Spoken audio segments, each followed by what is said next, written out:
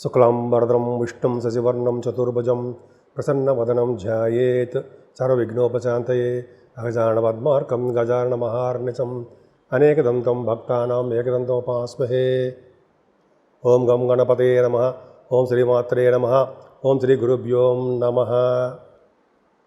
మా ఆది ఆస్ట్రాలజీని చూస్తున్నటువంటి మీ అందరికీ పేరు పేరున నా హృదయపూర్వక నమస్కారాలు. అంతేకాదండి, విదేశాల్లో కూడా ఉంటూ నా వీడియోస్ని చూస్తూ నాకు ఫోన్ చేస్తున్నటువంటి శ్రేయోభిలాషులందరికీ శ్రేయోభిలాష అంటారు సరా, అంటే నన్నంటే ఇష్టపడే వాళ్ళందరికీ కూడా నా హృదయపూర్వక నమస్కారాలండి. అంటే చాలామంది మీకు ఫోన్ చేస్తుంటారు, నా శ్రేయస్సు కోరి మీరు చేస్తున్నారు. చాలా థ్యాంక్స్ అండి. అందరికీ నా హృదయపూర్వక నమస్కారాలు. అంతేకాకుండా మనం ఆది ఆస్ట్రాలజీ తరపున శుభముహూర్తాలు, ఆస్ట్రాలజీ తరపున జాతకాలు చెప్పడం, అంటే date of birth, time of birth, place of birth ఇవన్నీ ఉండాలండి. జాతకాలు చెప్తుంటాను. ముఖ్యంగా ఫారినర్స్ ఎక్కువ చెప్తుంటాం మనం. సరే, అది పక్కన పెడదాం. ఏదేమైనా నా పేరు వాడరేవు ఆదినారాయణరావు శర్మ, సిఎంఏ అండి. సిఏ అలాగా సిఎంఏ కూడా అంతే, ఐసీడబ్ల్యూ అనే వారి దొరకు. అంతేకాకుండా ఎంఏ ఆస్ట్రాలజీ, అది 2000 ఇయర్లో స్టార్టింగ్లో చేశాను అనుకోండి. ఆల్మోస్ట్ 35 years ఎక్స్పీరియన్స్ ఉంది నాకు. ప్రొఫెషనల్గానే కాస్ట్ అకౌంటెంట్ కాబట్టి సింగరేణి కాలేజ్లో ఆ కాలరీస్లోనే సీనియర్ అకౌంట్స్ ఆఫీసర్గా నేను రిటైర్ అయ్యాను. అది పక్కన పెడితే మీరు నాకు ఫోన్ చేయాలనుకుంటే 7075389589 7075389589. అంతే కదండి. ఇప్పుడు మనం జూలై నెలలో 1వ తారీఖు నుంచి 15th వరకు 15 రోజుల పాటు గ్రహాలు ఇచ్చే ప్రభావము ఎలా ఉంటుందో ఇప్పుడు మనం తెలుసుకుందామండి. మకర రాశి వారికి ఈ వారం మొత్తం కూడా చక్కగా ఉంది, భయపడాల్సిన అవసరం లేదు.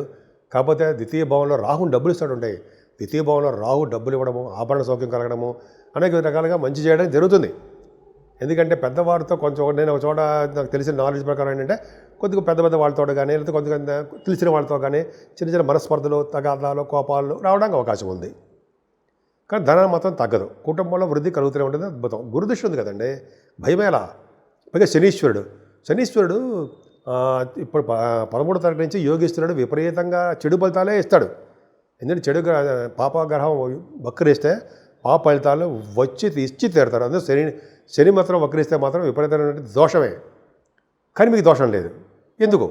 3వ భావంలో ఉండి వక్రగతిలో ఉండడం వల్ల, అంటే 3, 6, 11 స్థానంలో మరి పాపగ్రహాలు అంటే మంచి చేయాలి కదా, విపరీతంగా మంచి చేయడానికి అవకాశం ఉంది. చెల్లెళ్ళకి బాగుండడము, ఆభరణాలు కొనుక్కోవడము, వస్తువులు కొనుక్కోవడము, ప్రయాణాలు అధికంగా చేయడము, అలాగే న్యూస్ సంబంధించిన వ్యవహారాల్లో గ్యాదరింగ్ చేసుకోవడము, అంటే వార్తా సంస్థలకు సంబంధించిన న్యూస్ సంబంధించిన ఉంటారు కదండి, నిష్ణాతులు అంటారు కదా మిమ్మల్ని, న్యూస్ రీడర్స్గా ఎక్కడ ఉన్నారు మీరు, వాటిలో చాలా బాగుంటుంది. ఏదైనా కంఫర్టబుల్నెస్ ఎక్కువ ఉంటుందండి మీకు. 4th భావాధిపతి కూడా అష్టమస్థానంలో అంత అద్భుతమైన ఫలితాలు ఎప్పుడు తల్లిగారికి కొద్దిగా హెల్త్ ఇష్యూస్ రావడము, చదువులో ఆటంకాలు ఎదురైపోతూ ఉంటాయి. కానీ చదువు రాకుండా ఉండదు, చదువుతూనే ఉంటారు. కానీ మీరు అనుకున్న ర్యాంకులోకి వెళ్ళలేకపోతుంటారు. శుక్రుడు ప్రభావం బాగుందండి. ఆలస్యం అయినా సరే పుత్రికా సంతాన జననము మీ ఇంట్లో కలిగి తీరుతుంది, డౌట్ లేదు. అంతేకాకుండా బట్టలు, ఆభరణాలు, బంగారు ఆభరణాలు, వస్తువులు, మీ ఇంటిని నీట్గా ఉంచుకోవడాలు అందరికీ అంటే మీ జాతకాల రీతి ఆధారపడి ఉంటుంది. చాలా సౌఖ్యంగా ఉండడానికి అవకాశం. పంచమస్థానం పర్ఫెక్ట్గా బాగుందండి. శుక్రుడు మంచి చేస్తాడు. కళారంగంలో కూడా మంచి అభివృద్ధి చేస్తూ అభిరుచితో కలిగిన అభివృద్ధి కలిగేట్ చేస్తుంటాడండి. అద్భుతం. ఏదేమైనా 6వ భావంలో రవి మంచి యోగాన్ని కలిగిస్తాడు.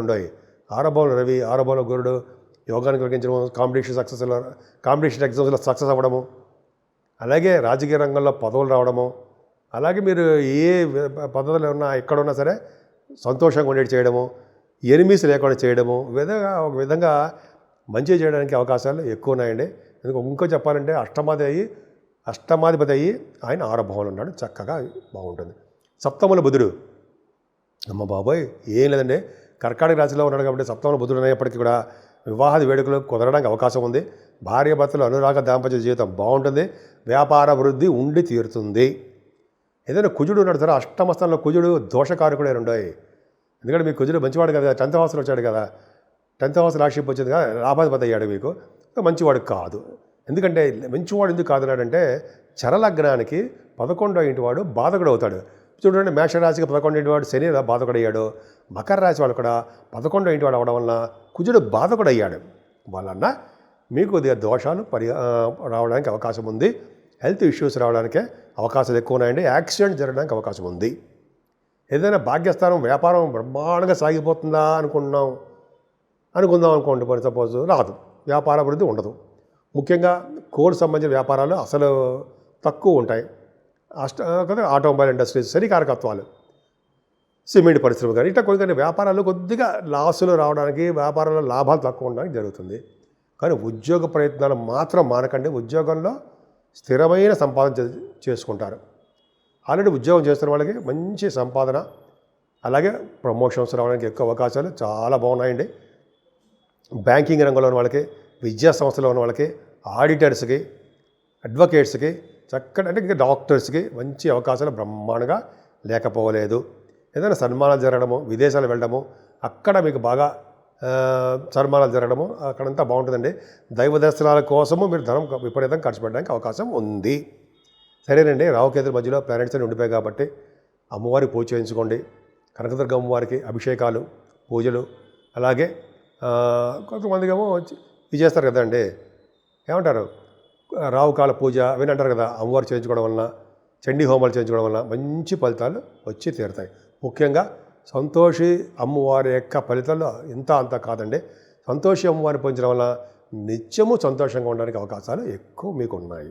12 రాశుల వారికి చెప్పదగ్గ సూచన అయితే రెమెడీసు అనుకుంటాం కదండి. మన రెమెడీస్ ఎలా ఉంటాయి, ఏం చేస్తే మంచి ఫలితాలు వస్తాయని అనుకుంటాం కదా, అవి ఏంటి, ఏం చేస్తే బాగుంటుంది అని మనం తెలుసుకుందామండి. ముఖ్యంగా మీనరాశి నుంచి మేషరాశి వారికి కూడా, వారందరూ కూడా ఈ వారం మొత్తం కూడా రాహుకేతుల మధ్యలో ప్లానెట్స్ ఉండిపోవడం ఒకటి, శనీశ్వరుడు విపరీతమైన బలవంతుడైపోవడం వలన చెడు ఫలితాలు ఎక్కువ కలగడం, ఈ రెండు కూడా 12 రాశుల వాళ్ళకి ఎక్కువ ఉన్నాయండి. అందుకనే మీ రాశివారు 6వ తారీఖుని తొలి ఏకాదశి వస్తుంది. తొలి ఏకాదశి రోజు అంటే విష్ణుమూర్తికి బాగా ఇష్టమైన రోజు అనమాట అండి. ఆ రోజు శయన ఏకాదశి అది అంటారు అనుకుంటా, కరెక్ట్గా గుర్తులేదు. బట్ ఏంటంటే ఆ రోజు మాత్రం బాగా చేస్తే శనీశ్వరుడు విష్ణుమూర్తికి ఉపవాసం ఉంటూ ఆ రోజు సాయంత్రం భోజనం చేయకపోయినా, లేకపోతే ఉప్పిడి పిండి తిన్నా పర్లేదండి, తప్పేం లేదు, తప్పు లేదని చెప్పి అంటారు, అదొకటి ఉంది. ఉప్పిడి పిండి తిని ఆ రోజు ఉపవాసం ఉన్నా, ముఖ్యంగా స్వామివారి యొక్క కటాక్షం, విష్ణుమూర్తి యొక్క ప్రభావం మీ మీద ఉండడానికి అవకాశం ఉంటుంది. ఈవెన్ యమధర్మరాజు కాదు కదా, యమ భటులు కూడా మీ దగ్గర రావడానికి భయపడతారట. నేను చెప్పట్లా, మన గురువుగారులు ఇవన్నీ బుక్స్లో కూడా చాలా చదువుతున్నాం మనం, అంటే చదవడం వల్ల చెప్తున్నాను అనుకోండి. సో ఈ విధంగా ఏకాదశి ఉపవాసం చేయడం చాలా పవరు. ఇంకోటి అంటే 14వ తారీఖుని సంకటహర చతుర్థి వస్తుందండి, పౌర్ణమి చవితి అంటాం. ఆ రోజు కనుక వినాయకుడిని గరిగితోటి, పూలమాలతోటి, ఆ టైంలో కనుక మల్లెపూలు వస్తే మల్లెపూల దండలతోటి పూజ చేసిన వారికి సకల దోషాలు హరిస్తాయి. ముఖ్యంగా ఈ రాహుకేతుల మధ్యలో ప్లానెట్ పొజిషన్ ఉండిపోయారు కాబట్టి వీలుంటే మనకి కాళహస్తిలో వెళ్ళి రాహుకేతులు పూజ చేయించుకోవడం, గణపతి ఆరాధన గురించి చెప్పేశాను మీకు. వలన నిత్య సంతోషం అమ్మవారిని పూజించడం వలన, అయితే చండీ హోమాలు చేయించుకోవడం వలన శుభ ఫలితాలు అమ్మవారి యొక్క దీవెనలు మీకు ఉంటాయి.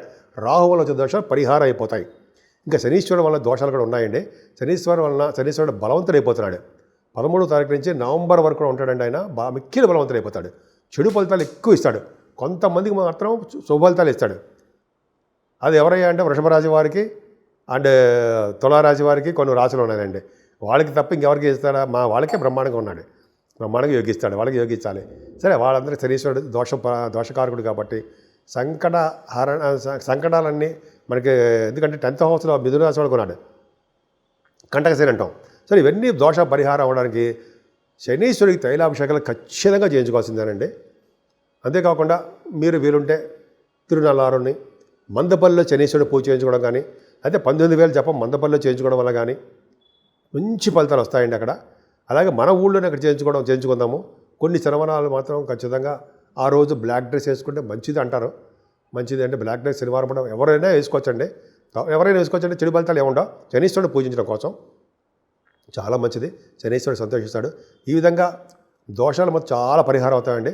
ఇంకా చెప్పాలంటే ఆంజనేయ స్వామి వారిని పూజించడం వల్ల, వెంకటేశ్వర స్వామి ఆరాధన చేసుకోవడం వల్ల, వెంకటేశ్వర స్వామి వారికి, అలాగే శివుడికి అభిషేకాలు మల్లెపూలతోటి, మారేళ్ళ దళాలతోటి, అలాగే తులసి దళాలతో పూజ చేయించడం వల్ల, శ్రీహరిని తులసి మాలతో సమర్పించడం వల్ల, వెంకటేశ్వర స్వామిని మంచి ఫలితాలు కలుగుతాయండి. దోషాలన్నీ పరిహారం అవుతాయి.